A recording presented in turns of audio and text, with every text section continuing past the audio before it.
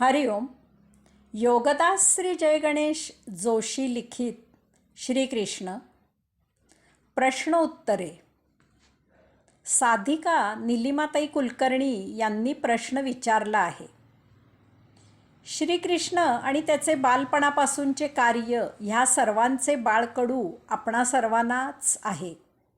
व्यक्ती, मानव, महामानव, अवतार आणि योगेश्वर हा प्रवास आपण समजून घेताना थोडी वैचारिक धांदल होते. ते कसे सोडवावे? साधिका निलिमाताई, आपण जो प्रश्न विचारला आहे त्याचे उत्तर म्हणजे संपूर्ण भगवंत श्री योगेश्वर श्रीकृष्ण लीला बोध आहे. याचे उत्तर काही प्रवचने सुरू राहील. एका प्रवचनात याचे उत्तर देणे म्हणजे 100 किलो गहू तुमच्या पर्समध्ये कोंबण्यासारखे आहे. आता येथे सुरुवातीला जी प्रस्तावना केली ती तुमच्या प्रश्नाचीच होती असे समजा. निलिमाताई, आपण मला प्रश्नाचा कागद दिला तेव्हा मी आपल्याला प्रश्न विचारला होता की आपली नक्की काय वैचारिक धांदल होत आहे. त्याचे उत्तर देताना आपण काहीशा गोंधळून म्हणालात की हा प्रश्नच एक गोंधळ आहे, हा प्रश्न गोंधळ घालणारा आहे. आपले हेच उत्तर मला अपेक्षित होते, कारण माझ्या प्रश्नाचे हेच एकमेव उत्तर असू शकते. अन्य उत्तर दिले असते तर ते काहीसे अर्धसत्य झाले असते. श्रीकृष्ण समजावून घेताना आपली थोडी वैचारिक धांदल होत आहे, परंतु बहुतेक जणांची त्रेधा तिरपीट उडत आहे आणि इतके करूनही श्रीकृष्ण उमजत नाही. एका आंग्ल मिशनरी पाद्रीने तर अशी शंका उपस्थित केली होती की गोपींबरोबर नृत्य करणारा, महापराक्रम करून अनेक दुष्टांना ठार मारणारा आणि गीतेसारखा महान तात्विक उपदेश करणारा असा श्रीकृष्ण एकच एक असू शकत नाही. असे कमीत कमी 3 कृष्ण झाले असावेत. श्रीकृष्ण समजणे बहुतेक जणांना महादुरापास्त होते, तो अनाकलनीय आहे असा समज होतो. कारण श्रीकृष्ण परस्पर विरुद्ध बोलतो, वागतो आणि उपदेश करतो असेच सकृतदर्शनी चटकन दिसून येते.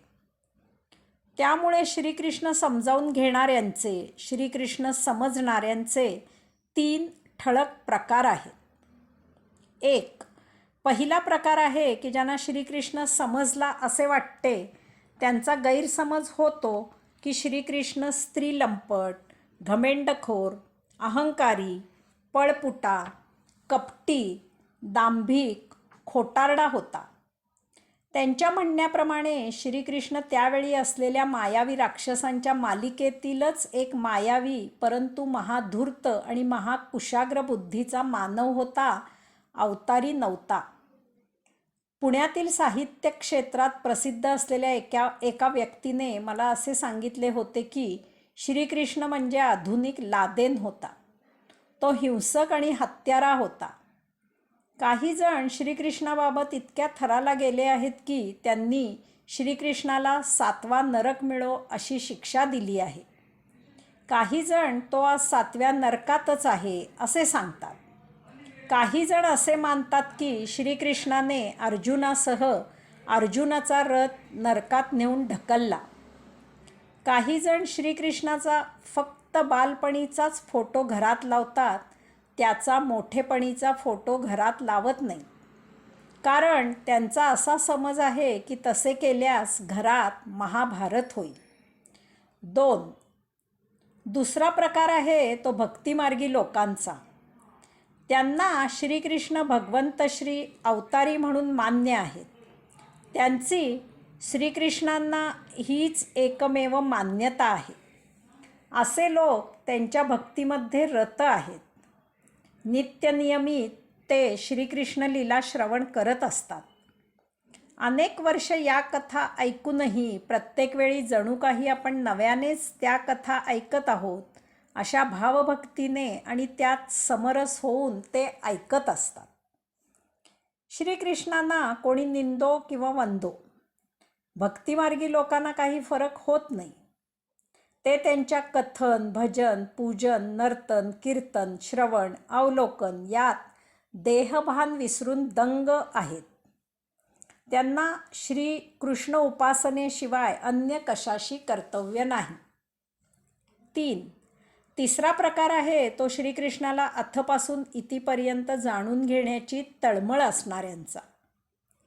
आयुष्यभर ते श्रीकृष्ण जाणून घेत आहेत आणि सदा श्रीकृष्णाला जाणण्यासाठी अतृप्त राहत आहेत. त्यामुळे आणखी दुप्पट उत्साहाने नित्यदिनी ते त्याला जाणून घेत असतात. ते नित्यदिनी त्याच्यातील नवरत्ने शोधत असतात. एक क्षण असा येतो की ते श्रीकृष्णाला जाणतात आणि पूर्णत्वाला पोहोचून शून्य होतात.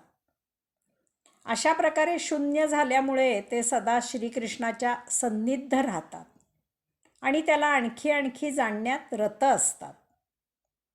सर्वसामान्यांना हा गोंधळ आहे असे वाटते, परंतु त्या अवस्थेत जाऊन त्या अवस्थेतच हा गोंधळ समजतो. यास्तव आपण सर्वजण छानपैकी गोंधळकरी होऊयात. श्रीकृष्णाच्या समोर, त्याच्याच साक्षीने, त्याच्याच सहभागाने, त्याच्याच आशीर्वादाने, त्याच्याच नावाने, त्याचाच गोंधळ घालत, प्रत्यक्ष श्रीकृष्णाचीच धांदल उडवत त्याला जाणून घ्यायचा प्रयत्न करूयात. हरिओम.